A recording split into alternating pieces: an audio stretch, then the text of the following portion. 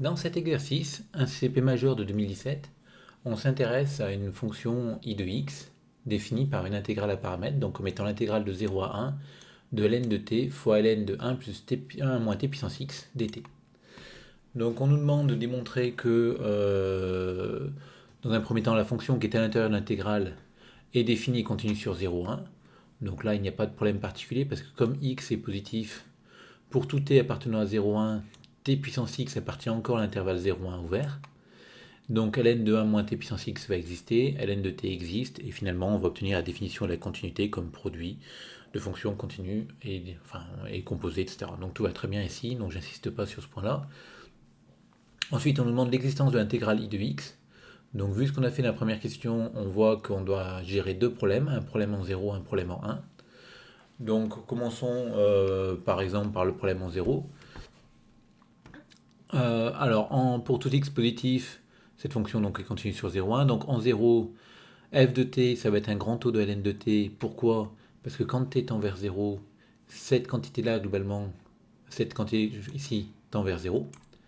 Donc finalement, j'obtiens que f de t va être égal à ln de t fois quelque chose qui tend vers 0. Donc c'est négligeable devant ln de t. Or, la fonction ln est intégrable sur l'intervalle 0,5. Donc par comparaison, ma fonction f aussi sera intégrable sur 0,5. Vous voyez l'intérêt de faire l'intégrabilité ici, c'est qu'on n'a pas besoin de regarder le signe. On y va directement.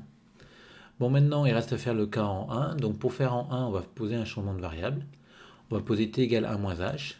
Donc c'est dire h égale 1 moins t. Quand x tend vers 1 moins, le fait que x tende vers 1 moins, c'est équivalent au fait que h tend vers 0 plus. Et quand je vais calculer mon f de t, je vais remplacer donc t par 1 moins h. Et j'obtiens ln de 1 moins h fois ln de 1 moins 1 moins h puissance x.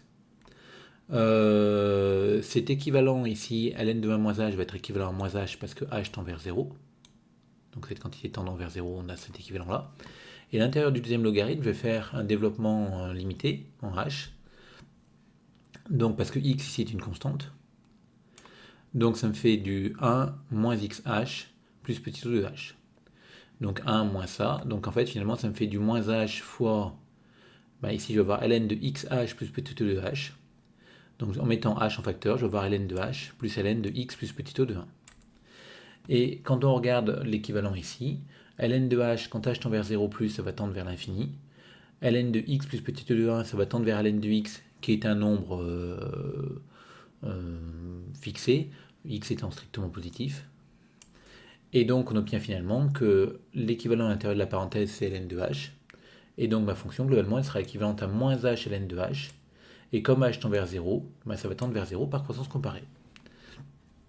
Ma fonction f est donc prolongeable par continuité en 1, parce que la limite de f quand t tend vers 1, c'est égal à 0. Et donc elle devient intégrable sur 1 demi 1. Et on a l'intégrabilité sur 0, 1 demi, l'intégrabilité sur 1 demi 1. Donc on a l'intégrabilité sur 0, 1 tout entier. Et en particulier, comme ma fonction est intégrable, la i de x va exister. Ensuite, on nous demande de démontrer que i de x est égal à ça. Donc i de x est écrit à la base sous la forme d'une intégrale. On veut faire apparaître une somme. Assez naturellement, on pense à des théorèmes d'interversion série intégrale. Mais pour appliquer ce théorème-là, il va falloir essayer de faire apparaître une série à l'intérieur de l'intégrale. Donc écrire cette fonction-là comme sous la forme de la somme d'une série de fonctions. Donc on pense assez naturellement ici au développement en série entière de ln de 1 moins u. Je l'écris avec un t. Donc ln de 1 moins t, c'est moins la somme des tk sur k. Et comme pour tout t dans 0,1, t puissance x est encore dans 0,1, je peux appliquer cette formule-là en t puissance x. Et j'obtiens que ln de 1 moins t puissance x, c'est la somme moins la somme des t puissance x puissance k sur k. Et donc ça me fait moins la somme des t puissance kx sur k. Et finalement, mon f de t, qui est égal à ln de t fois ln de 1 moins tx, ça va être la somme des moins t puissance kx fois ln de t sur k, c'est-à-dire la somme des fk de t, où j'ai posé fk qui est égal, alors faites attention, il y a le moins qui est là, qui est égal à moins cette somme-là. Je ne vais pas me prendre le moins tout seul, mais à moins cette fraction-là. Donc une fois qu'on a posé ça, donc on a fait un grand pas parce qu'on a écrit, alors attention, ce pas n'est pas forcément décisif, mais on a quand même écrit du x comme étant l'intégrale d'une somme. Et si on a bien choisi, on va pouvoir intervertir le signe somme et l'intégrale. Alors pour intervertir le signe somme et l'intégrale, on a différentes options. On a de la CVU, mais comme on a vu ici que l'intervalle d'intégration c'était 0,1 ouvert en 0 et en 1, on n'est pas sur un segment. Et comme on n'est pas sur un segment, la CVU ne va pas s'appliquer. On a le théorème d'intégration terme à terme, donc ce qui est une bonne option.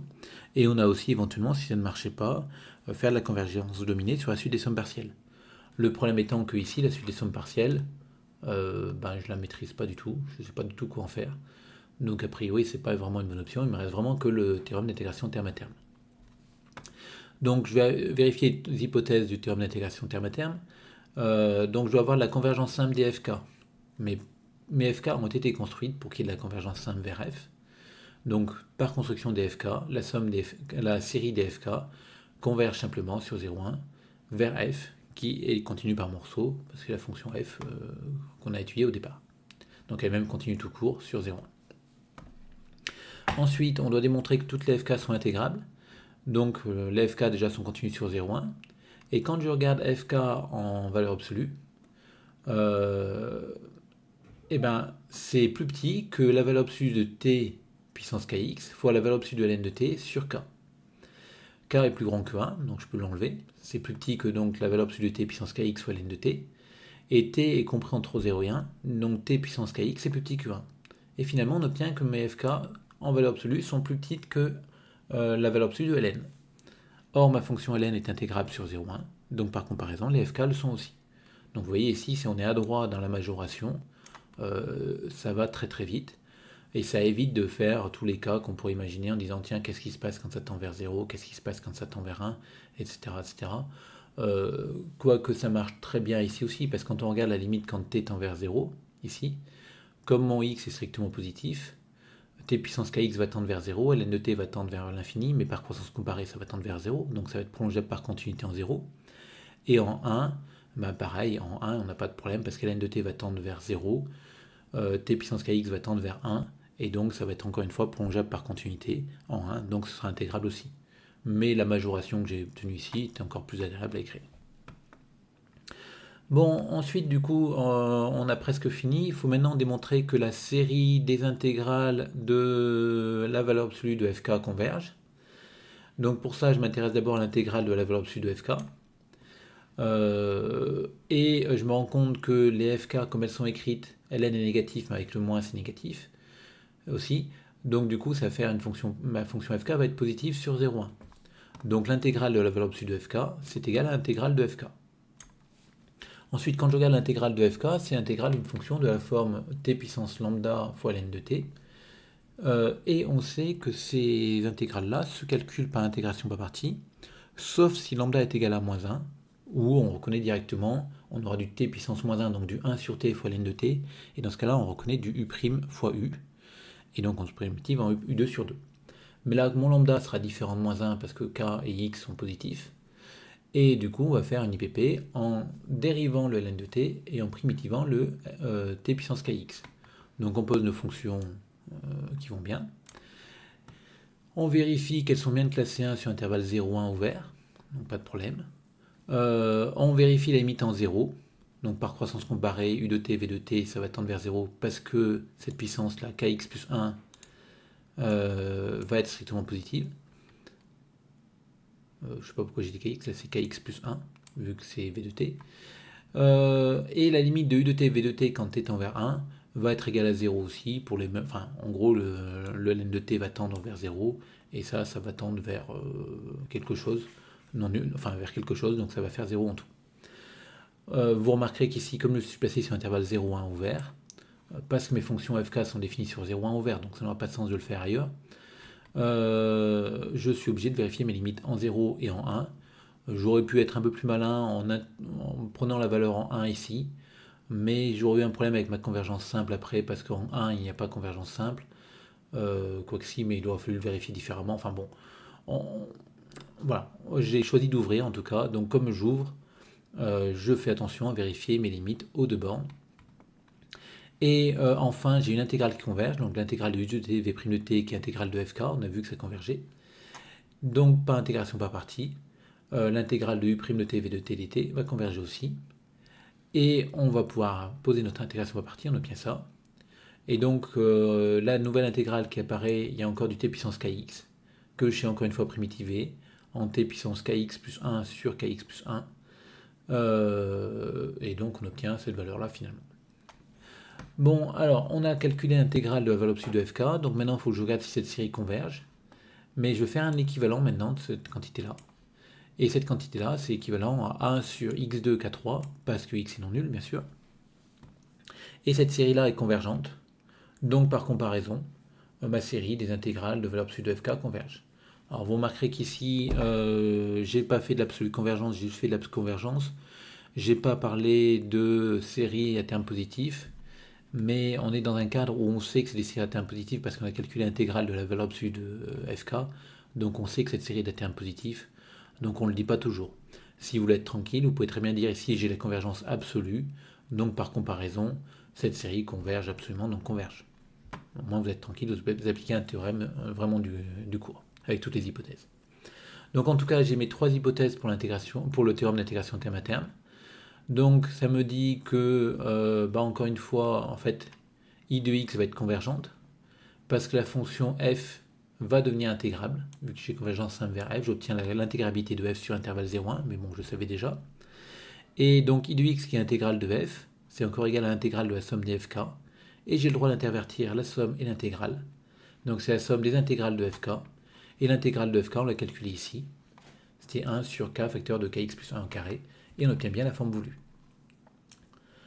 Donc ensuite, on vous demande la monotonie de x associe i de x. Donc maintenant qu'on a écrit i de x sous cette forme-là, on se rend compte que chacune des fonctions donc, qui a x associé cette quantité-là est décroissante sur l'intervalle 0,1, sur l'intervalle 0 plus infini, pardon.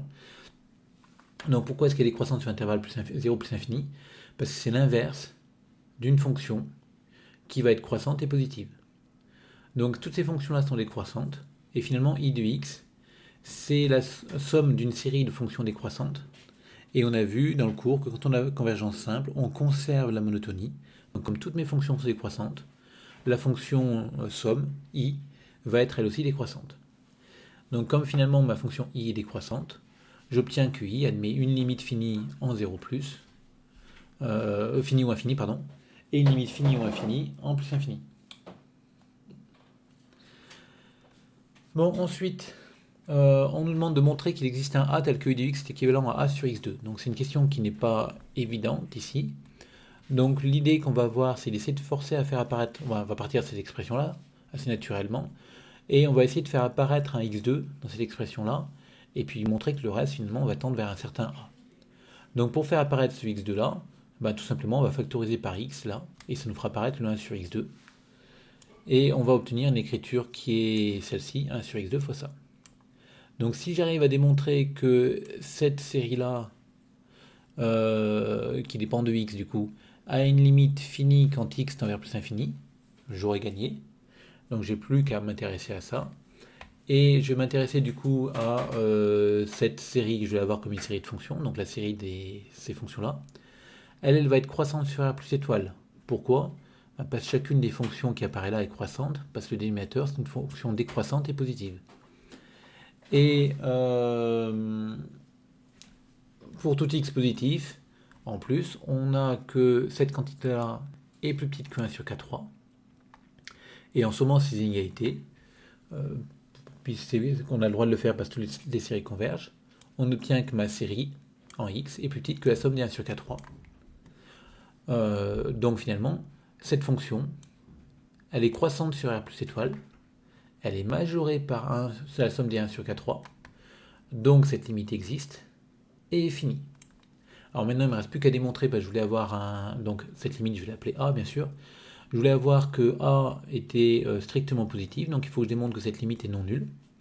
Et donc, pour tout x plus grand que 1, en fait, je vais tout simplement dire que la somme de cette série est plus grande que son premier terme. Et alors, j'ai pris x plus grand que 1 parce que x tend vers plus infini, et ça me permet ici d'écrire que 1 sur x, ici, va être plus petit que 1. Donc au dénominateur, on va être plus petit que 1 facteur de 1 plus 1 au carré. Et donc le tout va être plus grand que 1 sur 4. Donc j'obtiens que ma limite A est plus grande que 1 quart, donc elle est strictement positive. Et j'ai mon équivalent, donc cette somme-là est équivalente à A parce qu'elle tend vers A avec A non nul. Et donc j'obtiens mon équivalent en A sur x2. Alors vous voyez qu'ici on a utilisé une petite astuce, c'est-à-dire que alors la première astuce consiste à faire apparaître le 1 sur x2 parce que je voulais du 1 sur x2, donc autant le faire apparaître directement. Ça me permet de me concentrer sur le reste et j'ai plus qu'à démontrer que le reste tend vers un certain nombre A non nul. Et après, j'ai utilisé la croissance, le caractère croissant et majoré de cette série de fonctions, de la somme de cette série de fonctions, pour m'en sortir. On aurait pu faire autrement et même obtenir mieux à l'arrivée, parce que quand on regarde, on va reprendre toujours cette écriture-là, et je vais poser des fonctions gk, qui a y associe 1 sur k facteur de k plus y au carré. Donc vous voyez, j'ai remplacé 1 sur x par y. Remarquez que là, comme mon x tend vers plus infini, 1 sur x va tendre vers 0. Donc je m'intéresse au comportement de la série des gk quand y tend vers 0. Et je vais démontrer en fait que la série de fonctions gk, donc elle est où? La série de fonctions gk va être continue sur R+. Donc pour ça, j'utilise mon théorème sur les séries de fonctions. Donc chacune des gk est continue sur R+. Je majore gk de x par 1 sur k3 parce que y est positif, donc ça va être plus grand que k3 ici au dénominateur, donc ça va être plus petit que 1 sur k3. Donc ma norme infinie des gk est plus petite que 1 sur k3. Je sais que la somme des 1 sur k3 converge. Donc par comparaison, la somme des normes infinies, la série des normes infinies converge. Donc j'ai la convergence normale, donc uniforme, de la série des gk sur R+.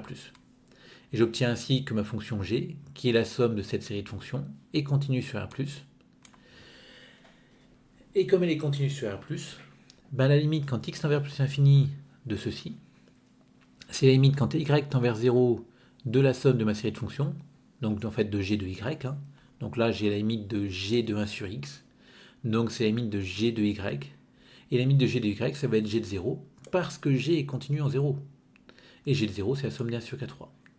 Donc vous voyez que cette technique nous permet d'obtenir à la fois la limite du a, enfin l'existence du a, et en plus on connaît sa valeur. Donc c'est quand même mieux que l'autre manière.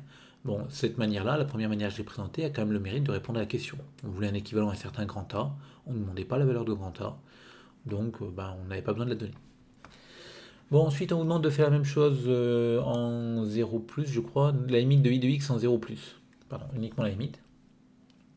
Donc là, attention à ce que vous allez dire. On est tenté de dire que pour tout cas dans l'étoile, 1 sur k facteur de kx plus 1 au carré tend vers 1 sur k. Et donc de conclure que I de x, qui est la somme de ces trucs-là, tend vers la somme des 1 sur k, c'est-à-dire plus infini. On n'a pas le droit de le faire. Cherchez bien dans votre cours, est-ce que vous avez un théorème qui vous permet de conclure ça? Moi, j'en connais pas. Donc a priori, on ne peut pas, donc il va falloir faire autrement. Alors ici, il y a deux manières de faire les choses. Une première manière, ça va être de faire une comparaison série intégrale ici. Donc de regarder ça opposé à la fonction, donc comme habituellement, on remplace le k par un t. On va vérifier que cette fonction-là, h, est continue et décroissante sur R+, étoile. Alors pourquoi? Parce que c'est l'inverse d'une fonction qui est celle-ci, qui va être croissante et positive. Donc cette fonction h va être décroissante et positive sur R plus étoile. Et je vais faire un théorème de comparaison série intégrale. Donc, alors, dans un premier temps, j'ai démontré que h est intégrable sur un plus infini, donc ça me servira plus tard pour sommer, donc pour faire apparaître cette intégrale-là. Mais bon, on aurait pu le faire après. Et pour ma comparaison série intégrale, je vais comparer h de k et h de t pour tout t appartenant à k, k plus 1. Parce qu'ici, mon idée, c'est de minorer quand même. Donc de montrer que ma somme des h de k est plus grande que quelque chose qui tend vers l'infini. Donc j'ai h de k qui est plus grand que h de t, j'intègre par positivité, j'obtiens ça. Je somme ces inégalités avec la relation de Chasles. J'ai le droit de le faire parce que la série et l'intégrale convergent. Donc vous voyez l'intérêt d'avoir fait ça avant. J'obtiens que I de x est plus grand que cette intégrale-là. Et enfin, je dois calculer l'intégrale de 1 à plus infini de h de t, donc de cette fonction-là. Et il y a un changement de variable qui s'impose. C'est u égale tx, donc ça me permettra de faire disparaître ça. Donc ça me ramène à cette intégrale-là. Et quand x va tendre vers 0, j'obtiens que ça va tendre vers l'intégrale de 0 à plus infini. Attention, cette intégrale n'existe pas forcément. Mais ça, justement, ça me ramène à la nature d'une intégrale impropre. La question qui va se poser, c'est est-ce que cette fonction-là, est-ce que l'intégrale de 0 à plus infini de cette fonction-là converge? Or, en 0, j'ai cet équivalent-là. Donc, l'intégrale de 0 à 1 va diverger. Et comme l'intégrale de 0 à 1 va diverger, l'intégrale de 0 à plus infini va diverger aussi. Et donc, ça me dit que l'intégrale, quand x va tendre vers 0 plus de cette quantité-là, ça va être plus infini. Alors, pourquoi plus infini? Parce qu'avant, j'ai que de la divergence. C'est une intégrale divergente d'une fonction positive. Donc, automatiquement, ça veut dire que la limite va être plus infinie. Donc, j'obtiens que cette limite-là est égale à plus infini. Donc, j'ai finalement écrit que i de x est plus grand qu'une intégrale. Et l'intégrale ici va tendre vers plus infini quand x tend vers 0 plus. Donc par entraînement, i de x va tendre vers plus infini. Donc vous voyez, si on l'a fait avec une comparaison série intégrale, ça demande quand même à être capable à la fin de calculer cette intégrale-là. Et je vous rappelle que quand vous vous lancez dans une comparaison série intégrale, il faut vous poser la question, est-ce que je vais être capable de calculer l'intégrale de ça? Alors quand on regarde au départ, ça fait pas trop peur parce qu'on se dit quand même c'est finalement une fraction, enfin un quotient de fonction polynomiale, donc ça devrait pouvoir bien se passer, mais c'est pas toujours évident. Bon, ensuite, autre méthode quand même, c'est une méthode qu'on a déjà vue dans d'autres exercices. On a vu ici que ça tendait vers 1 sur k, mais on ne peut pas conclure directement avec un plus infini. Donc l'idée, ça va être de minorer i de x par la somme, non pas jusqu'à l'infini, mais jusqu'à un certain n, et passer à la limite avec ce n-là. Et regardez ce qui se passe derrière. Donc c'est ce qu'on va faire. On pose i de x est égal, donc mon i de x, c'est la somme jusqu'à n, plus la somme de n plus 1 plus infini, donc je coupe ma série en deux. Donc c'est valable pour tout n dans n étoile. Et comme cette quantité-là est positive, je veux dire que c'est plus grand que la somme de 1 à grand N. Maintenant, je vais faire tendre le x vers 0+. Alors j'ai le droit de le faire parce que je sais que i de x a une limite finie ou infinie, pardon, mais a une limite en 0+. Et j'obtiens que la limite quand x tend vers 0+ de i de x est plus grand que la limite quand x tend vers 0+ de cette somme-là. Et là, ce qui se produit, c'est que cette somme est finie.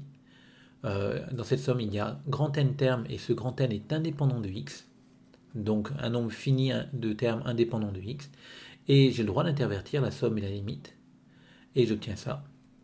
Et chacune de ces limites est égale à 1 sur k, donc j'obtiens la somme des 1 sur k. Alors quand je dis que j'ai le droit d'intervertir, c'est parce que chacune des limites existe aussi. Donc j'obtiens finalement que ma limite est plus grande que ça, et c'est valable pour tout n dans n étoile. Je peux prendre n'importe quelle valeur de n. Donc à ce moment-là, je vais faire tendre le grand n vers plus infini, et à gauche, quand je vais tendre le grand N vers plus infini, il se passe rien, parce que cette quantité-là ne dépend pas de grand N. Donc ma limite de i de x, c'est égal à la limite quand grand N tend vers plus infini de la limite de i de x.